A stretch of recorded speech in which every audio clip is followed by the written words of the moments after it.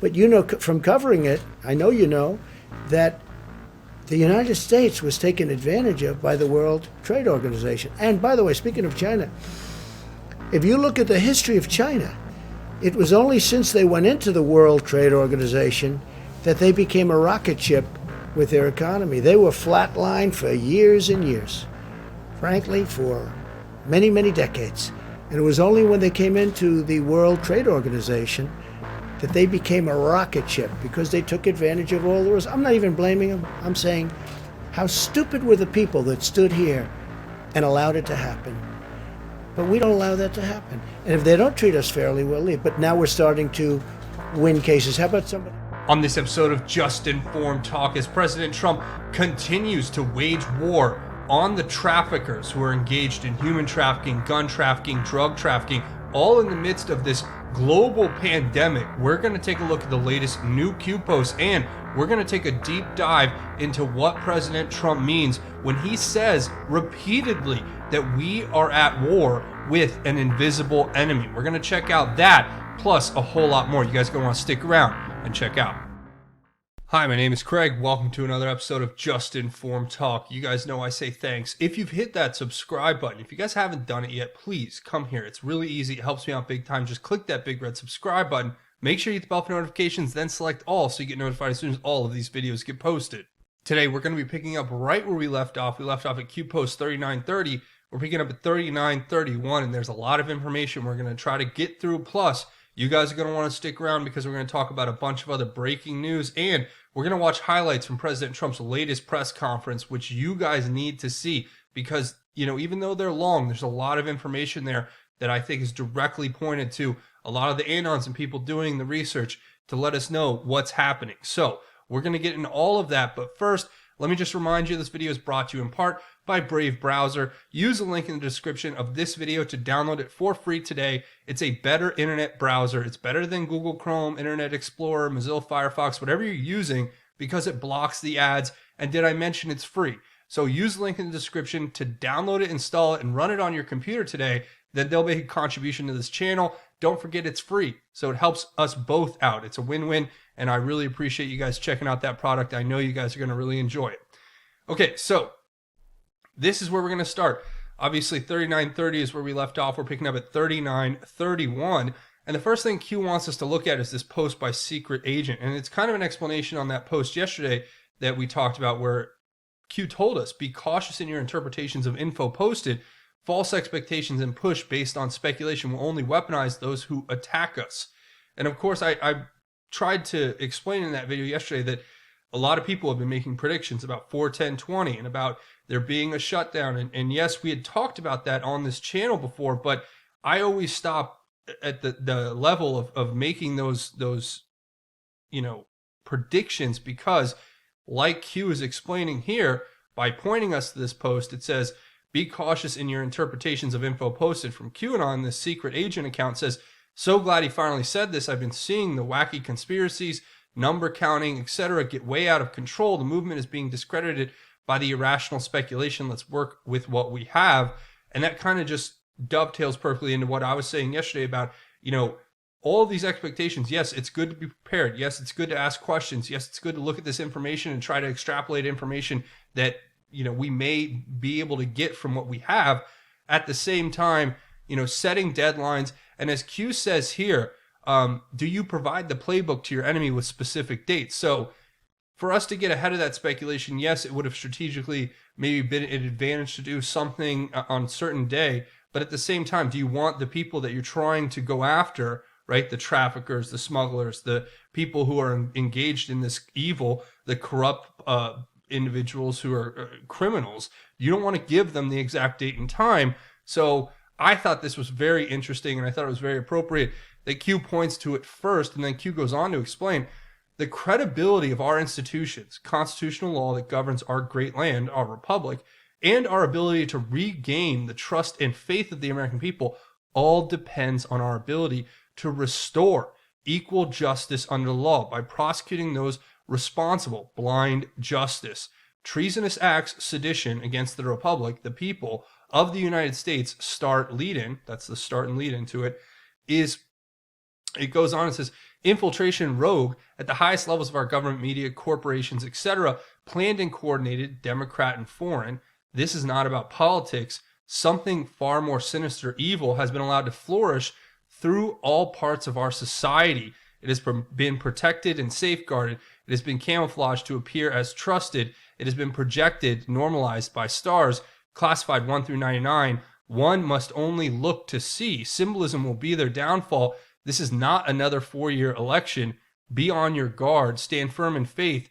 In the faith. Be courageous. Be strong. You are not alone. We stand together. Q. So, obviously what Q is telling us here is that it all depends on us restoring the equal justice under the law. And that's what we've been talking about. I mean, at least I know I have here on the channel for almost 3 years, that we do not want a two-tier justice system. We want legally and lawfully to bring these people to justice. And what Q is talking about, I think, when he's saying something far more evil and sinister has been allowed to flourish through all parts of our society, what do you think he's talking about? He's talking about the death cult that is in our mainstream culture. He's talking about they're talking about the lies that are propagated by the fake news media, the propaganda, the censorship that's pushed by the big tech fascists and the corporate leaders who want to control those organizations in order to suppress free speech. And at the same time, right, to camouflage as trusted the tenets and principles of this sort of, in my opinion, it's like a death cult that these people are involved in, right?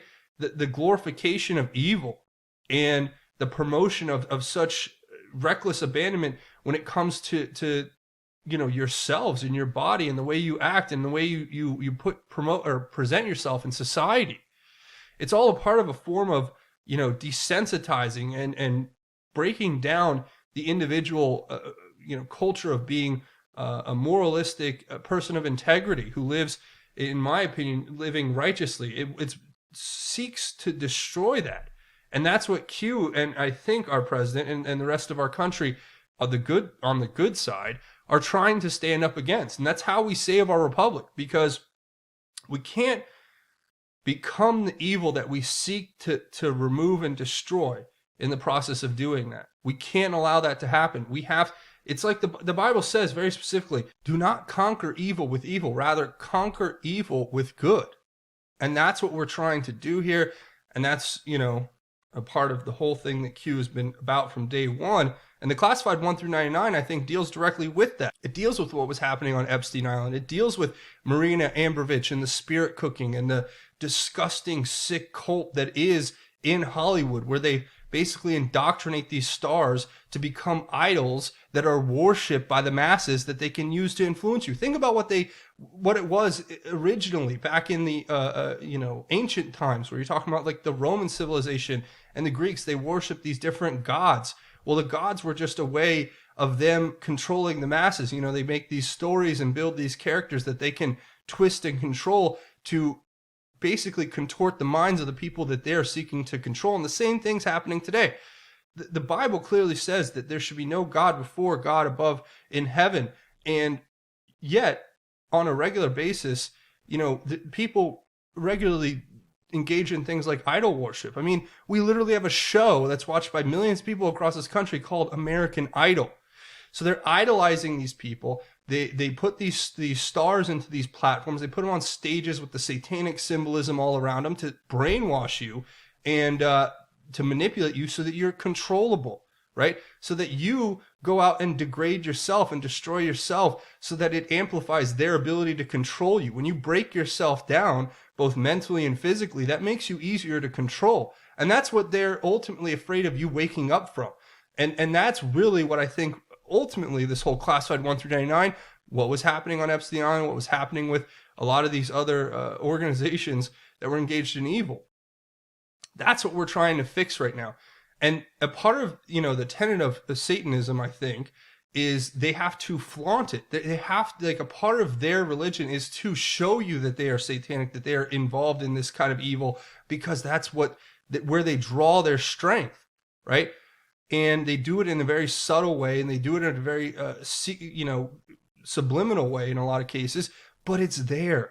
And once you wake up to that, it's almost like, I can't watch TV anymore. A lot of the things that I used to enjoy, like movies and culture and music, I can't listen to it. I can't watch it. I can't be a part of it because I understand what the goal is of it. I understand why the people who run those organizations or those companies for broadcast or whatever, or music production, I know that the agenda behind what they do is in its roots, I think, based in evil. And that's why it becomes impossible to watch.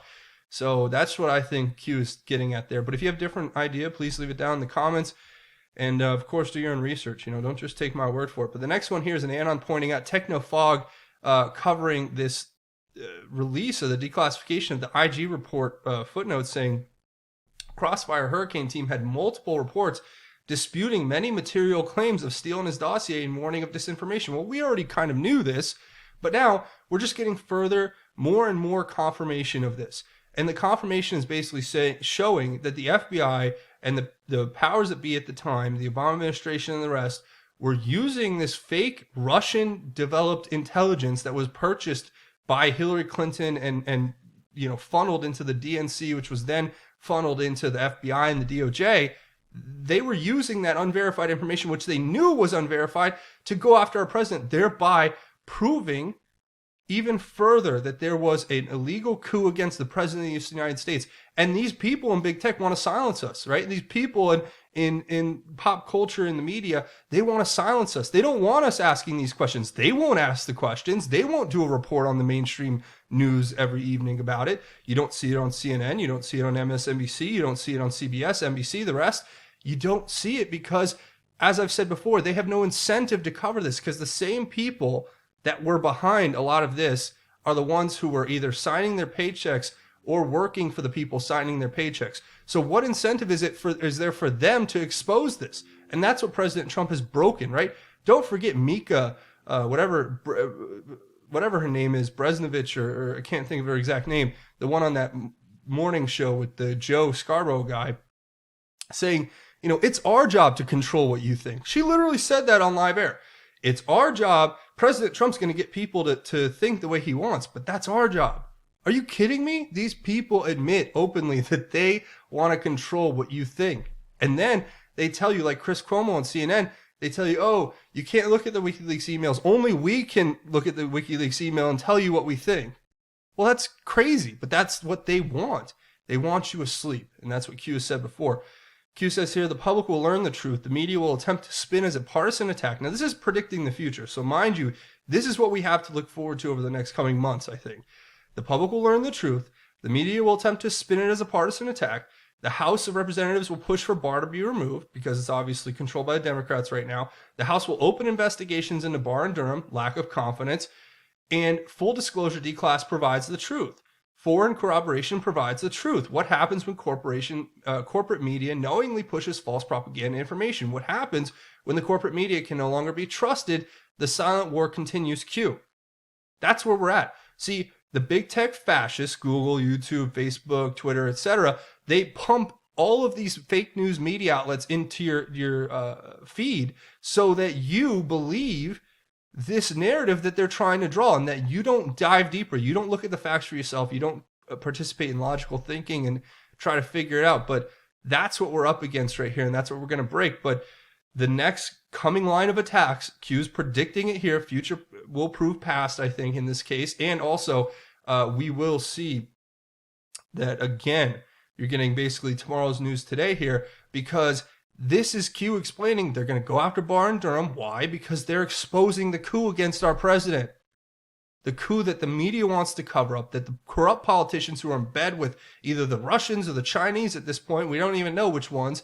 We know some of them are more, with one or the other, but that's what this is. And they go, oh, well, President Trump's a Russian agent with no proof. Yet the proofs, there's a mountain of proof over here showing that the Democrats have been involved with this and that the media and big tech have been involved with it. But you don't see them talking about that. I wonder why. Yeah, I think you can guess. The next one here is this Gregor tweet saying, even though we all expected it, John Solomon just confirmed seconds ago on Sean Hannity's radio show that multiple D.C. grand jury subpoenas have been issued on behalf of U.S. Attorney John Durham. But nothing to see here, guys, because you will never hear a peep about this in the news. You just won't, because they're covering it up. They're trying to divert. They're trying to, continue to push the mass hysteria from this virus to say, oh yeah, we can't investigate anything. We can't look at any of this information or these facts that are conveniently being completely overwhelmed and drowned out by this pandemic. We have to, just ignore that, even though they spend 3 years trying to tell us the president's a Russian agent. But when we finally get proof that the former administration, the Hussein administration's FBI and DOJ were using Russian propaganda to target President Trump for an illegal coup, all of a sudden we can't look at that information. We can't talk about that. And John Durham is the U.S. attorney who has been in charge of this investigation since when? October 28th, 2017, which just so happened to be the first day that QAnon started posting. So you tell me. Now, of course, Q just gives us that and then goes to the next one here, which was posted over in a different board, but it had the same stamp as Q, and it talks about placeholder indictment tracking non-civilian set 1. Now, it gives 1 through 6 here numbered, and it says placeholder indictments tracking civilian, acts of treason plus support articles, foreign acts public, FISA public. This is what's to come. Q's given us these placeholders way back in the past. Don't forget, we started getting these in November of 2018 when Q was telling us to look at these placeholders as things that were coming. And like we talked about in the last episode, just so happens that conveniently, right as soon as all of their efforts fail, as soon as they deliver the impeachment articles to the Senate that they knew were going to fail, you have a global pandemic that breaks out that conveniently as well may force some sort of mail-in election, which can be easily stolen through fraud. And it conveniently stops Trump rallies. It changes the formats for the debates where Joe Biden would have got smoked by President Trump. It changes the entire ability for President Trump to campaign in the run-up to the 2020 election. It really is not, in my opinion, an accident. But the fake news liars don't even want to ask the question. And if you do ask the question, you'll get thrown in the memory hole. You'll get thrown in the digital gulag. They'll remove your ability to speak digitally, and they will throw you into non-existence because you dared to ask a question, exercise your First Amendment rights. But remember, when Q says the first 6, we have 1, 2, 3, 4, 5, 6, 7, 8. Well, if the first 6 are here, then we have to look at it very closely and understand that the OIG, the report and findings, what was mentioned in the first OIG report, there was a direct reference to the Clinton Foundation and crime against children. I mean, I'm just saying that's literally verbatim what's written in the report. You can look at the FBI, the DOJ, and the media collusion there, right? Why were they all colluding together to take stories from Yahoo News and then turn them into, precedent to go to the FISA court with this fake Steele dossier to go after President Trump? And how were the intelligence communities agencies involved in that? How were the foreign assistants involved in that? Were there foreign inserts to get information and disinformation, right? You have to ask these questions. Was the FISA abuse direct and indirect? And was the source just a disinformation source? Was there an umbrella spy operation and targeting where, if they went and took Carter Page's emails, they had the 2-step rule. So then they could take Carter Page's emails and then take the emails of anyone he emailed and take the emails of anyone they emailed. And that could go straight to President Trump and the entire campaign if you look at it, if you just pick the right people. So there's so much that's going to be coming out that's going to expose this. And conveniently, we're in the middle of a lockdown and global pandemic. I mean, if you can't see the writing on the wall at this point, I don't know what to tell you. And whether you're on the left or right, I hate to see them win by dividing us more. It really is disheartening, but I do have faith in our country and the people of this country to be able to stand up and rise above it, because there is an ultimate hope here that we can overcome it if we just recognize it.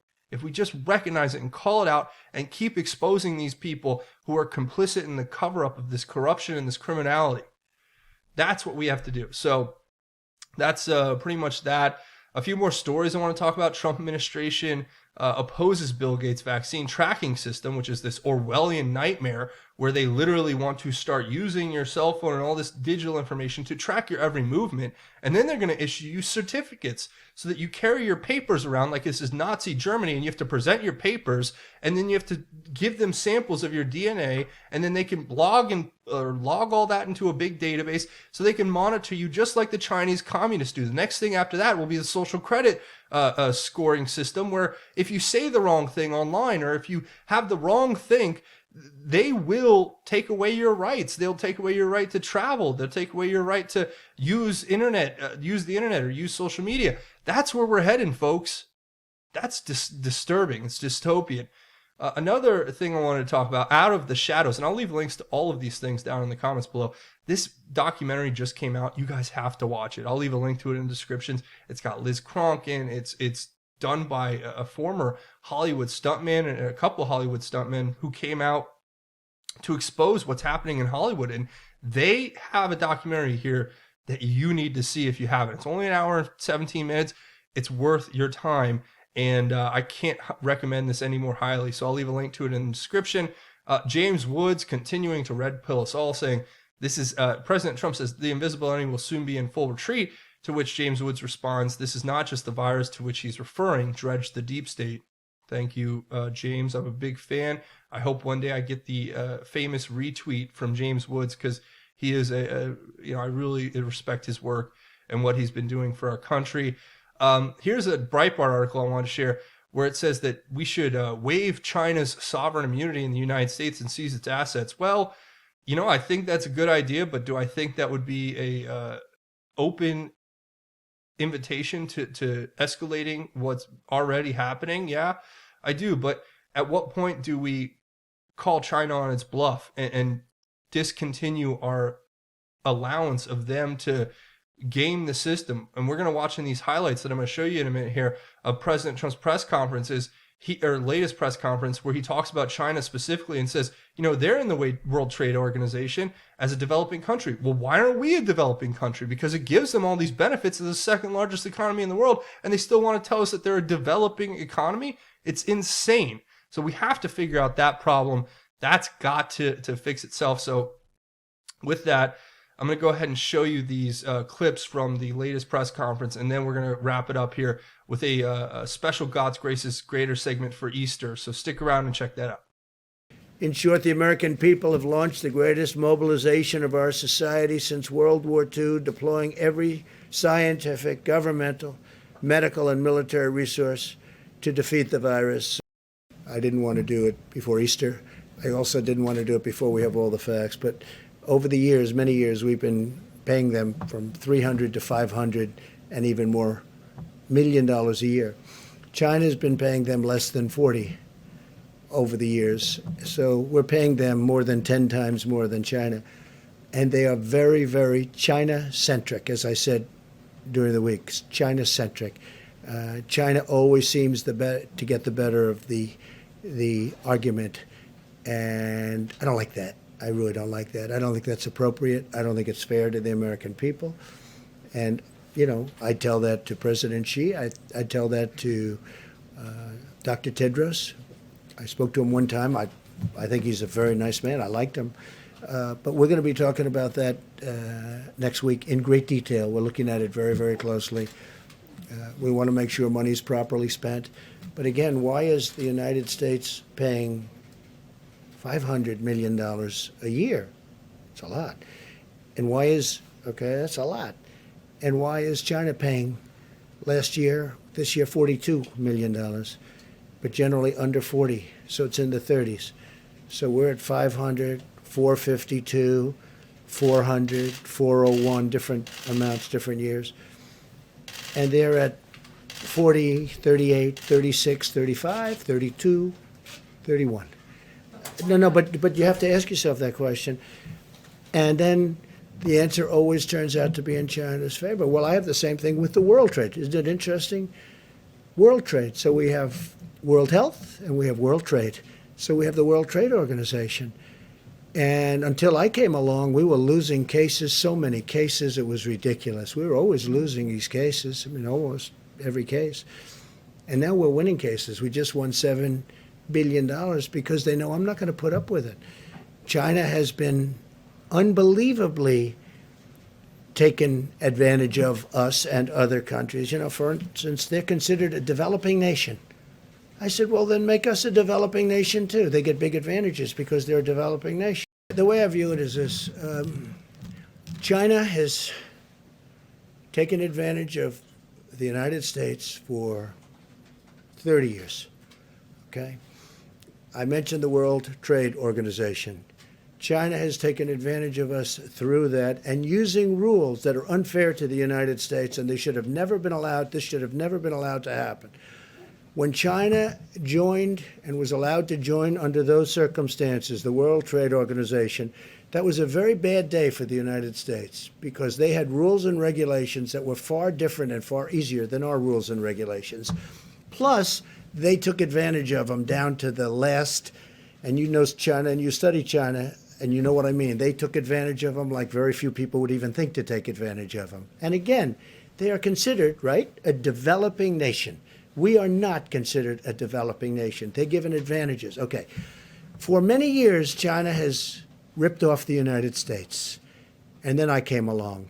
And right now, as you know, China's paying 25%, and we've taken in billions and billions and billions of dollars in tariffs from China. And I know a lot of the people kept saying, oh, no, we're paying. Well, we're not paying. You know, countries are different. Not every country is China. But China would devalue their currency, and they'd also pour out money. And they essentially were paying most of those tariffs, not us. And as you know, we've taken in tens of billions of dollars.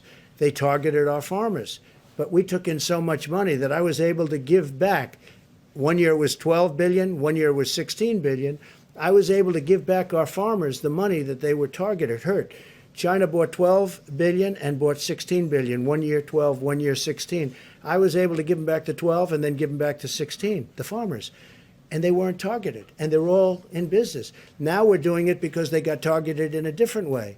Now I'm going to be very interested to see. So we signed a deal with China, and under that deal, they're supposed to buy substantially in excess of $200 billion from us. That's not only farm product, it's manufacturing product, it's lots of different things. They're going to buy a lot. I just want to see if they live up to that deal. I know President Xi, I would say he would live up to the deal. But remember this, I never took off the tariff.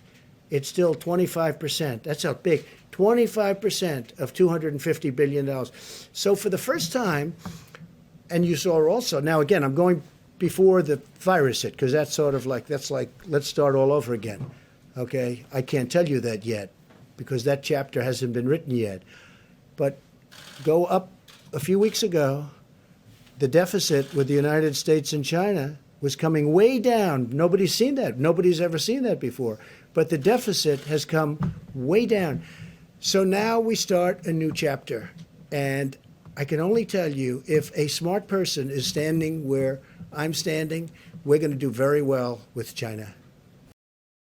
I looked at New York this morning, and I look at what's happening and the amount of people that are dying, and dying, violently dying. It's a very tough adversary. But we're going to win, and we're going to win it. We're going to win it very decisively. I'm going to have to make a decision, and I only hope to God that it's the right decision. But I would say, without question, it's the biggest decision I've ever had to make. Quick follow-up for the doctor. So there you go. You guys saw the highlights from President Trump's latest press conference, and I hope you guys got a lot of information out of that.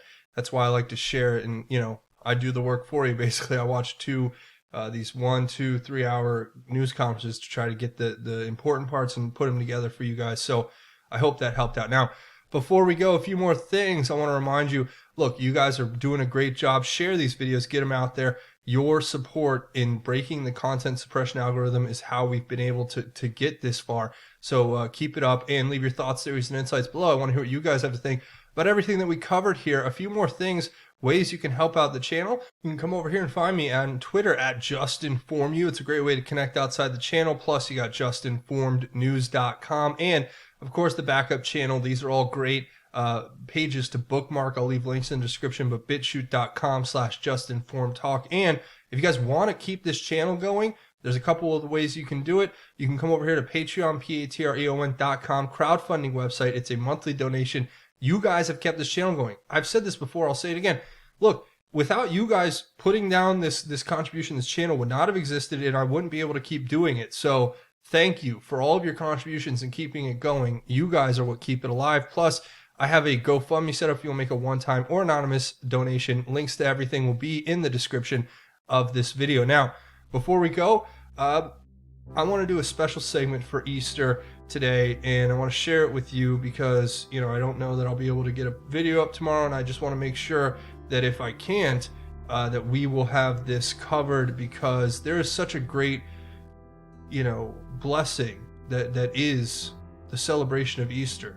And what are we really celebrating? We're celebrating the resurrection of our Lord and Savior, who, after dying on the cross for our sins, he rose from the dead, and God brought him back to show us that his promise for us is real. And in order to talk about this, I want to talk about a very special verse that's probably, one of the most important verses in the Bible, although the whole Bible is important in its entirety. But this is from the book of John, verse 3:16 through 21. And it says, "For God loved the world in this way. He gave his one and only Son, so that everyone who believes in him will not perish, but have eternal life. For God did not send his Son into the world that he might condemn the world, but that the world might be saved through him. Anyone who believes in him is not condemned, but anyone who does not believe is already condemned, because he has not believed in the name of the one and only Son of God. This then is the judgment. The light has come into the world, and people loved darkness rather than the light, because their deeds were evil. For everyone who practices wicked things hates the light and avoids it, so that his deeds may not be exposed. But anyone who lives by the truth comes to the light, so that his works may be shown to be accomplished by God." And that's it. That's the simplest way to summarize it all, right? Why does the evil want to live in the darkness? So it doesn't expose their evil deeds. And why do we choose as Christians to live in the light? Because we understand that by doing that, we can show that our works are for God and for good. And that's what I think we should all remember. And I want you to take that in your life and apply it. Live righteously. We've talked about this so many times, but we've been given this great gift, right? We've been given eternal salvation through a sacrifice that was made on our behalf before we were even born. And we've had this our entire lives.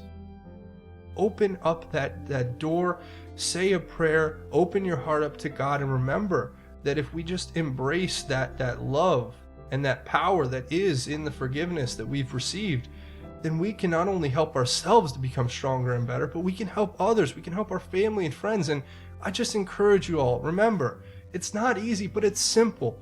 Live righteously. Do the right thing when no one's looking, and try to be an example for others. That's how we defeat this evil. That's how we make sure our light shines as brightly as we can. Because ultimately, we've been given the greatest gift of all. So no matter what evil exists in this world, we know that in the next world, we have eternal salvation. And in this world, we can make a difference by living righteously. So that's the message I think I want to share with you guys today. Happy Easter.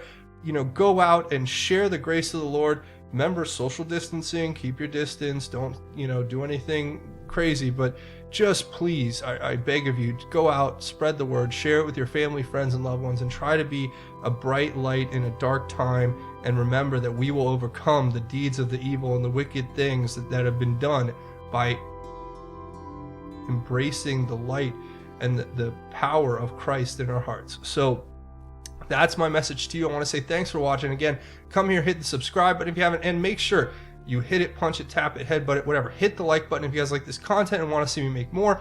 That's going to be it for me. Thanks for watching Just Informed Talk. My name is Craig. Godspeed, and God bless each and every one of you, Patriots.